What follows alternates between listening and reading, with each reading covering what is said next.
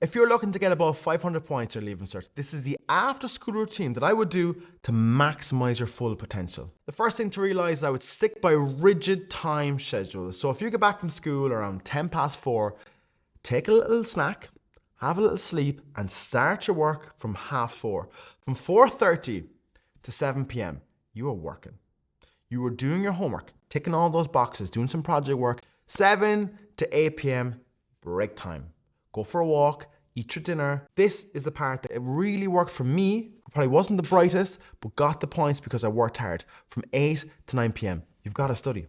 You have to keep putting it in because this pays off. If you can stick by that, add up the hours at the end of the year when you get to Leaving Cert, suddenly you've done 150, 200 extra hours of study from the 8 to 9 period, and that really pays off. Number 2 is a whiteboard. This was a godsend for me.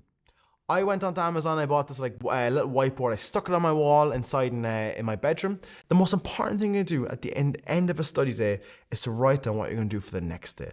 There's nothing worse than sitting down to study and be like, what do I do here?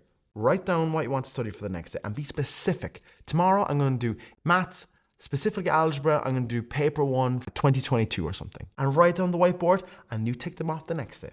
And the last thing to tell you, it takes 30 days to build a habit. If you can focus and you stick by your times, it takes all the extra pressures away and just get used to it. We are creatures of habit. We love routine. And 6 years is the only time in your life where you're going to have to stick to this. College is nowhere near as hard, but you have to take control of your 6-year study. You have to get the work done.